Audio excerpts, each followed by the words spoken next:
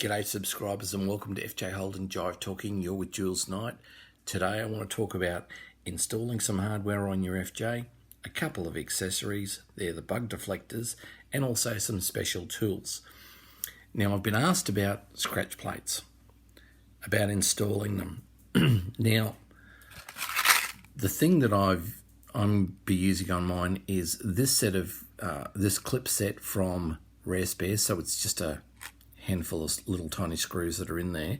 So I'm going to be using that to have for my install, for putting on the screws for my scratch plates to go on my doors, knowing that the one at the back has the slider that goes in and that actually attaches the door handle into place. Now that slider, when you're drilling this back hole, and I'll do an episode on that, so don't worry about too much of it now, but the slider itself is hardened steel.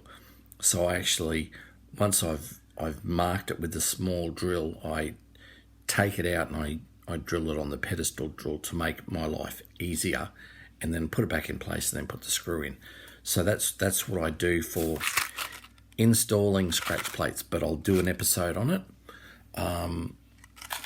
to show you what I do. And by the way, what I do may not be the correct way, but if it's what I do, it's what I do. And if people want to use it, well, good for you. Now, the other thing that we've been asked about is the windlace.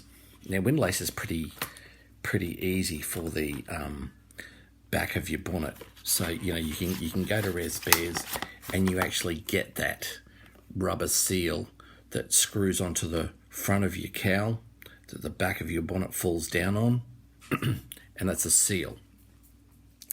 And you get other little kits of fasteners and clips and rubbers and things like that in there too, which is great. Now, what you also get is these lizard rubbers. Now these go either side facing outwards, so these are the side seal on your bonnet. Now you can actually see these rubber nibs actually go into the holes that are on the side of your bonnet. Now when you've got them in your, the sides. So when you've got them, you'll see very easily that there was a hole there from factory. These go in the hole, and then you can actually attach these screws through the lizard rubbers, and these will be held in place. So that's actually a really easy job to do. So people shouldn't have any trouble doing that. Now, some of the tools that are really handy to have and actually designed for jobs is this half moon spanner made by Sidchrome. Now, you know if it's Sidchrome, it's going to work, and they've got a lifetime guarantee. This half moon spanner, what its purpose was it's 9/16 and ½ inch, and it was to go over the top of your starter motor onto the bolt and be able to take that pesky bolt to uninstall and install that bolt. That's the closest to the engine. So that was really the purpose of this half moon spanner. So I know the shape's a little bit crazy. However, an engineer has thought about this and thought, well, if I put this hook in it, or this odd shape, it'll actually be able to go over the top of the starter motor, attached to where that one bolt head is, and be able to remove. And I think it's looked terrific. Now, the other things that you should think about if you're doing stuff at home: brake adjuster. Now, if you see these at a swap meet, a really good get. You know, it's a matter of taking out of the backing plate. There's a little oval seal that you can remove. This goes in the oval dust seal, and you will be able to adjust the trundle wheel that goes along the either side of the brake cylinder, and that is how you will be able to adjust the wheel. That way you don't have to stick a screwdriver in there and go like a seesaw. This is the actual tool for the job. Now, talking about brakes, I use these brake pliers as well. Now, if you look at them, let's get them down to camera. There you go. You can actually see where they can hook around around the spring, and then you put this other piece of the plier onto where you need to, and then it's a matter of dragging the spring over and hooking the spring on and then taking the pliers away. And that's how you get your spring on. You need brake pliers if you're doing brake work at home. It makes your life a lot easier. Now, I've touched on this before. This is a removal tool for a harmonic balancer. So that's the removal tool. Cost me $15. And it's a matter of, that this part gets screwed into the harmonic balancer, and then the enter bolt actually pushes it off as you screw it on. So that's how that works to get your harmonic balancer off. And when you want to put it back on, you need to bash the frisbee. And I've talked about this before. But this is the Cox head that's used, and it's pretty meaty. This is probably 3.5 kilos, I suppose. Yeah, it's got a fair bit of weight on it, but it's a matter of putting the frisbee, the harmonic balancer, up to the shaft, and then this goes actually inside of it, and it is actually threaded. You can see the threading on it. And then it's a matter of putting it in there and then banging this end. So you're hitting this and not the harmonic balancer, because that's the expensive tool.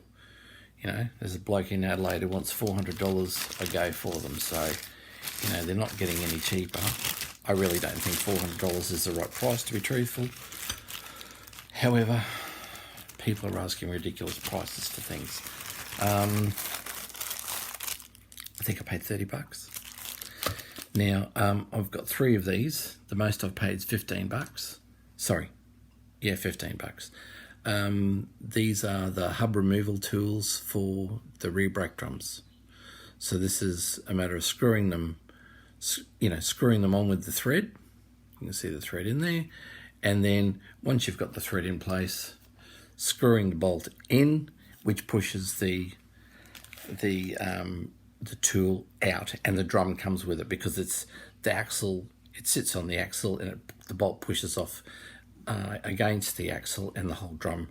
As the bolt's going in and the thread's staying in one place, it actually pushes the drum off the axle. Now, the other piece that I've got for you is this little tool. Now, this is what was used for doing up heads, using grinding paste there, and actually doing that on a seat when you're grinding paste, to actually get the valve to properly mate with the seat, so that you had a really good seal, and whatever work that you actually had to do. But that's a good swap meet little pickup. I mean, that type of thing's good if you're doing any work for your cylinder head one day. That's a great little pickup. Now, I went to one of the members' places the previous weekend, because they had some engine issues, and I did a compression test on their cylinders, and I didn't want anything for it. I was happy to show kindness, and as it was, I got sent home with a couple of bits, and one of them, this is a bug deflector, so it'll say original there, and then Comet there. So it's called a Comet, C-O-M-E-T. And what it does is that sits on the NASCO bird with a clamp. So the clamps go in through this little slot here, and then they actually clamp around the bird, and then that is how it sits on top of the bird. Now, there's a couple of other bug deflectors in the day, like, that's another one I bought years ago. However, I won't be using that, but I didn't get any other attaching hardware with this, but I'll look at all the hardware I got with that, and I'll see what I can salvage from this to make this work. So it's a matter of, sometimes you may not get everything, but that doesn't matter. It's a matter of scrounging, finding out what you've got to do, or making something. And that's what That's what turns people into a restorer, being able to actually make things to fit their purpose. Now, the other thing, this is my oldest accessory. I got this when I was a 17-year-old kid. I went to Dad's auto electrician with my FJ, and I said, "Can you fit a radio, please?" It had never had a radio. The ute was never had an aerial fitted or anything like that. So he put an aerial on for me, and what he did was he went and bought this. Supplied it with.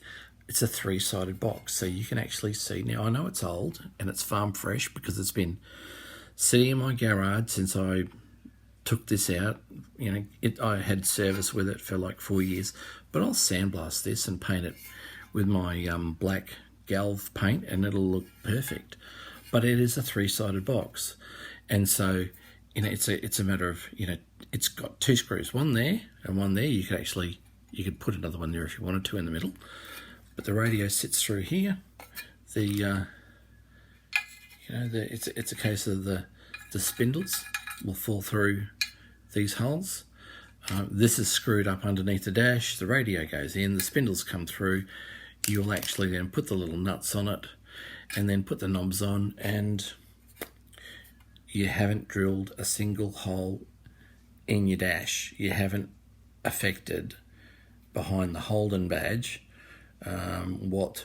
what the cutout is required for your radio. So that's really important.